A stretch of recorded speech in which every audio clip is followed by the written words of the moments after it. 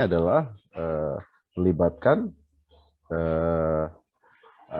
gaya berat di sini ya. Kalau kita tulis di sini ya, misalkan Pak Yan ganti ini contoh saja. Saya pakai yang pen. Ini kalau saya tulis ini kan ada gaya ke atas ya. Ini ada gaya ke sini ya. Ya. Baru nanti kita ada sudut theta. Ini sudut theta ya. Theta. Oke, betul ya. Theta berarti dia di sini ya. Nah, sinus ini F yang sigma ke sana itu sama dengan mg ya. Masih ingat rumusnya? Saya ambil contoh yang A, berarti dia sigma gaya itu sama dengan M kali A. Nanti kalau kuliah offline saya akan ulangi lagi ya. Ini agak sulit kalau kita. Nah, sigma gaya di sini adalah M. Biasanya A itu tidak lain adalah sama dengan X kuadrat ya. X double dot. Artinya apa? Ini X adalah turunan 2 kali dx dt kuadrat ya. Artinya percepatan, dia pakai simbol X. X itu posisi. Jadi kalau turunan sekali dx dt itu kecepatan. Nah, dx dt itu adalah disimbolkan dengan X dot.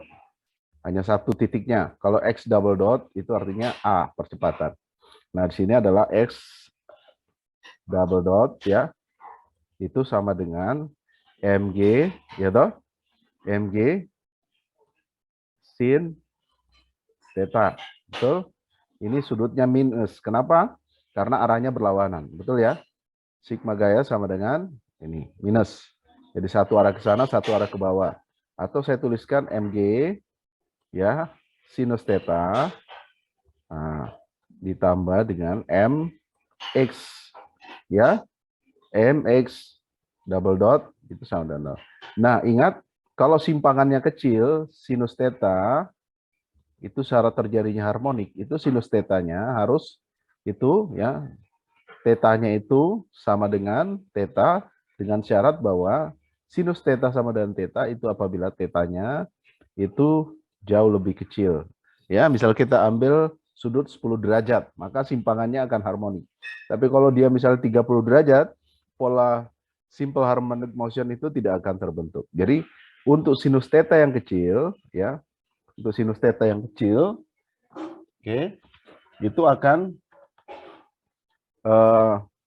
sama dengan sinus theta yang kecil, ya, itu akan sama dengan theta. Jadi saya tinggal masukkan sini mx, betul ya, yang ini mx double dot itu tambah dengan mg atau xl itu atau mg theta, betul kan? X per L itu kalau kita lihat sini x dibagi L itu adalah sin theta sama dengan X per L. Jadi ini saya substitusi nilai sinus tetanya menjadi mgx per L. Atau mg, ya kalau kita pakai sudut theta, itu theta saja, berarti tetanya sama dengan mg, ya, mg theta. Syaratnya bahwa sinus theta sama dengan theta atau mendekati theta apabila theta itu jauh lebih kecil, ya, sangat jauh lebih kecil. Sehingga simpangannya pada simpul pendulum itu harmonic motion, ya. Nah, sehingga dari sini kita akan dapatkan ya persamaan frekuensinya adalah kalau kita lihat di sini itu omega sama dengan G per L ya, G per L. L itu panjang dari senar atau tali pendulum tempat massa digantungkan ya. Nah, M L ya, kita bisa lihat di sini. Nah, X. Oke. Nah, atau kita bisa mengambil misalnya saya ini mana tadi MXX double dot ya. Saya coret ya, saya coret. Nah, kita bisa cari omeganya di situ ya. Omeganya bisa kita hitung. Ya. Ini omega G per L itu masih ingat X sama dengan X0 kita ambil misalnya sin omega T, kita pakai yang ini aja. Kalau saya turunkan 2 kali berarti saya akan dapatkan apa? Ya, saya dapatkan di sini ini saya turunkan 2 kali menjadi apa? Akan dapat omega kuadrat ya. Sin ya, min ya. Omega kuadrat dikali X0 sin omega T atau X ini. Ya, jadi saya pindahkan, jadi X kuadrat ditambah dengan omega kuadrat itu sama dengan 0. Saya samakan dengan persamaan yang di bawah, ya. Kita cari coret itu, ya. Nah, omeganya adalah kita dapatkan apa? Omega itu kita dapatkan, kita samakan di sini dengan yang di atas, berarti ini sama dengan X double dot ditambah dengan coret masanya berarti G X per L sama dengan 0. Samakan persamaan 1 dengan persamaan 2, maka kita akan dapatkan apa? Omega kuadrat itu sama dengan G, ya toh? G, X-nya tadi kan sudah dicoret, ini kan X ya. Ya, berarti G per L. Nah, inilah kita dapatkan dari pendulum. Jadi omega sama dengan akar dari G per L. Ya, ini contoh yang paling sederhana. Dengan cara yang sama kita juga dapatkan frekuensi sudut dari dari sistem yang bisa bersifat simple harmonic motion adalah flat disk, ya, flat disk ini. Jadi dia bisa bergetar seperti itu. Ini C ini adalah senternya, ya, center yang ini kita masukkan dibagi dengan L, ya, bukan L tapi I itu, ya, I. Oke, itu contohnya. Nah, cara perhitungannya itu tadi. Saya lanjutkan. Begitu juga untuk yang simple C. Nah, mass spring kita akan dapatkan omeganya sama dengan S per M. Ya. Kemudian untuk yang mass at the center of like string. Like string itu tali yang ringan, ya. Masanya kita taruh di tengah, kita naikkan turun, maka ini akan bergetar harmonik seperti ini. Ya, dia menyimpang ke atas ke bawah, Kalau ini kita tarik, dia akan menyimpang ke sini, ke kiri, ke kanan dengan garis normalnya di tengah ini, ya. Nah, semuanya apa? Mencari omega kuadrat. Kenapa omega kuadrat? Ya, karena inilah yang memberikan ritme, ya, pola oscillation atau pola osilasi terjadi. Jadi semua sebelum kita berbicara tentang gelombang itu dimulai dengan vibrasi dulu, ya. Jadi vibrasi itulah gejala yang sifatnya simple harmonic, ya.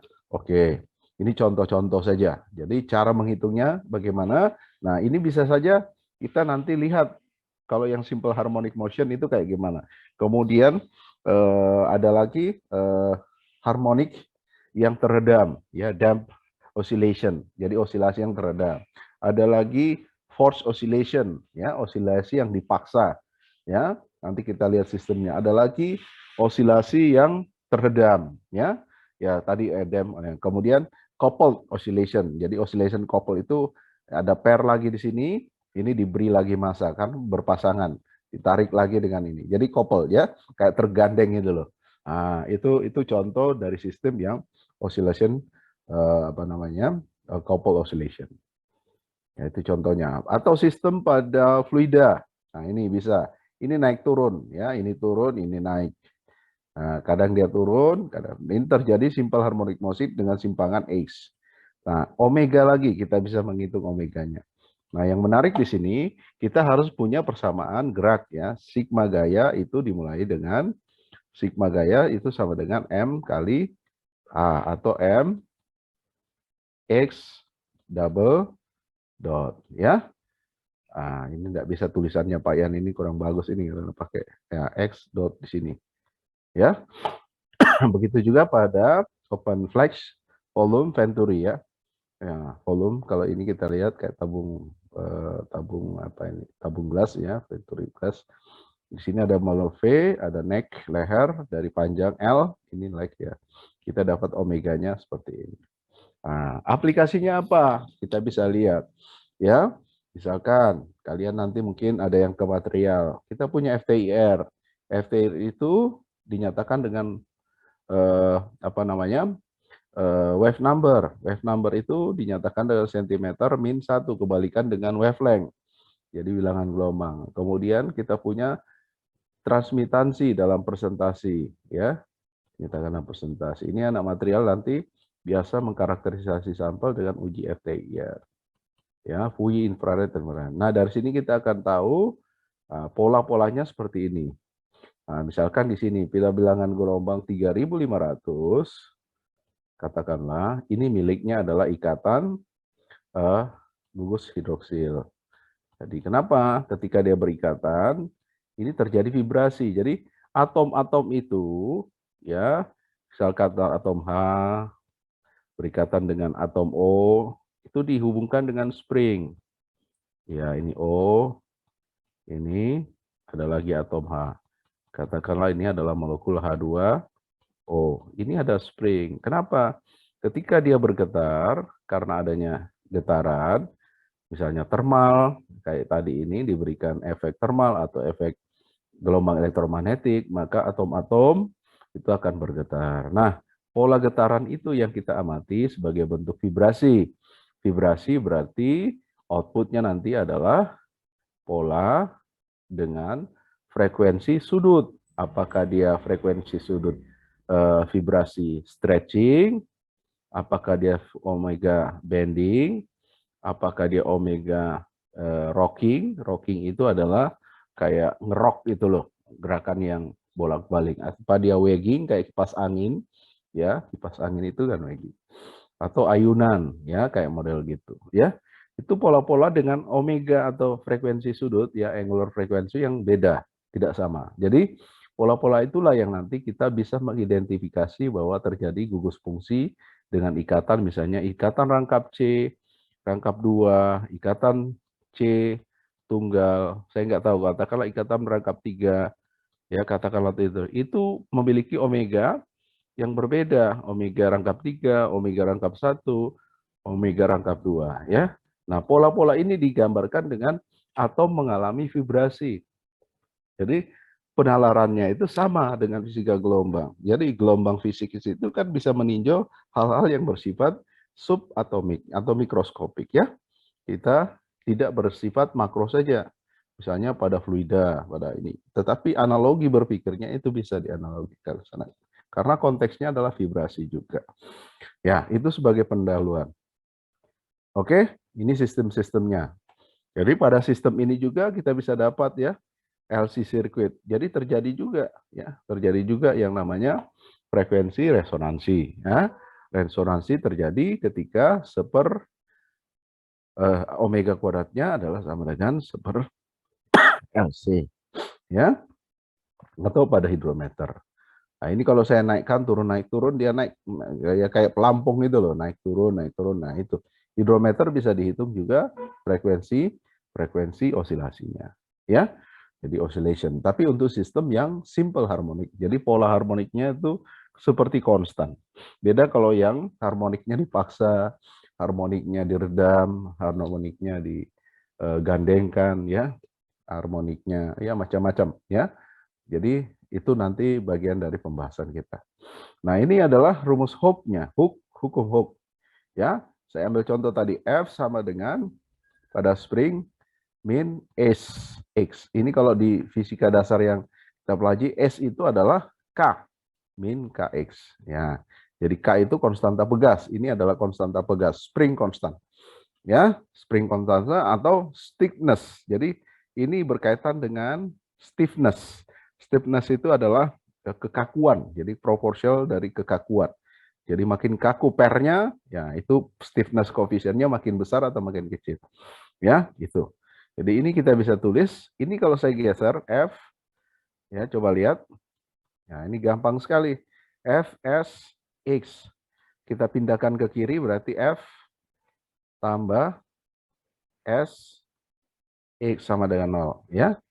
Nah, ini tidak lain apa? M, X, double dot kan? M kali A ditambah dengan S, X sama dengan 0. Ya, berarti kalau saya coret, saya bagi dengan M, maka saya dapatkan X double dot sama dengan S per M X. No, ya. Nah, dari sini kita dapat bahwa ini tidak lain adalah omeganya. Omeganya adalah S per M, omega kuadratnya. Oke, ya. Jadi dari sini kita bisa tahu bahwa untuk model spring yang seperti ini, ya, coba lihat. Ini model spring, ini. Yang ini, nah betul kan? Omeganya adalah omega kuadrat sama dengan S per M. Oke, seperti yang Pak Yan turunkan tadi. S per M. Jadi omeganya adalah S per M. Ya, sampai di sini bisa dipahami? Nanti saya ulang lagi kalau offline. Enak kalau offline pakai spidol kita jelasin. Ya, bisa? Bisa dipahami? Bisa, Pak. Oke, saya lanjutkan. Nah, ini caranya. Jadi dia pindah ke kanan, betul ya ini. Kemudian dimensinya bagaimana? Nah, ini yang di bulat X kuadrat, oh ternyata ada di sini. X double dot sama dengan ini. Jadi kalau dia X dot, itu adalah turunan pertama. Itu namanya velocity. V sama dengan dx dt. Ya, dx dt. Dimensinya apa? S per M. Ya, S itu adalah M LT kuadrat. Pangkat minus 2 dibagi ML. Ya. T. Jadi kita dapat frekuensi itu omega, frekuensi omega. Ya. Ini frekuensi oscillation. Ya. Ini adalah dimensinya. Periode. Ya. Oke. Seperti itu. Kita lanjutkan. Nah, ini caranya. Ya. Kita dapatkan T sama dengan omega kuadrat S per M. Berarti yang Pak Yan katakan tadi, persamaan ini akan sama dengan X double dot ditambah S per M. X. Kita samakan persamaan 1 ini dengan persamaan 2, maka kita akan dapatkan apa? Omega kuadrat sama dengan S per M. Ya, kira-kira begitu. Terus, ya, ini caranya, pembuktiannya saya sudah tunjukkan tadi. Ya, ini saya misalkan ini, kita ambil, ya, kamu bisa lihat di situ, X kuadrat, ya, X double dot, ini sama dengan omega, ya, kita pindahkan omeganya, jadi saya dapatkan ini. Ya, nah, bisa ya? Sampai sini bisa dipahami? Halo? Bisa, Pak. Oke, bisa. Gampang kan? Sekarang kita displacement in simple harmonic. Oke, sekarang udah pukul berapa ini? Bentar.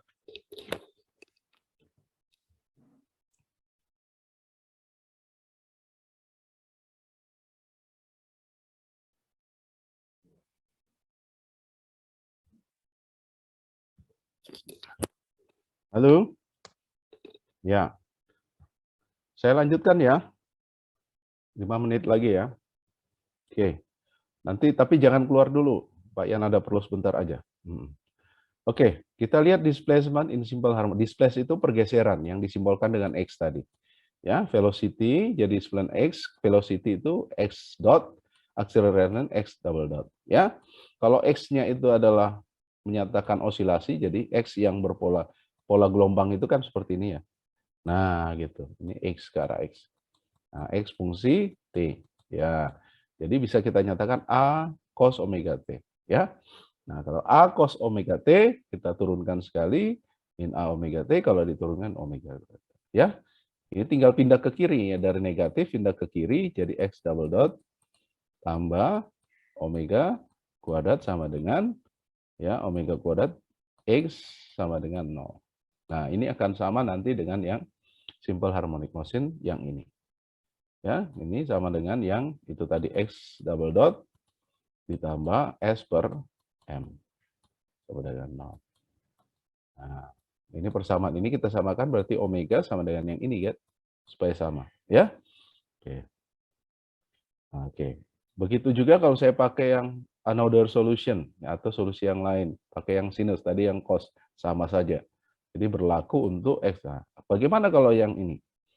X A cos omega ya sama saja. Ternyata kalau saya turunkan dua kali ini dia kembali lagi bentuk semula. Ya, oke. Jadi min omega kuadrat sama dengan X. Indah lagi kita dapatkan. Jadi berlaku solusi X itu bisa pakai A cos omega T Atau solusinya bisa B sin omega T, atau gabungan dari A cos omega T dan B sinus omega T. Ya, bisa kita nyatakan. Oke, kemudian displacement in simple harmonic motion. Oke, Pak Yan izin sebentar ya. Pak Yan izin sebentar ya. Bisa? Halo? Iya, Pak. Ya, Iya, saya kelas dulu nanti. Jangan kamu keluar ya. Nggak usah keluar.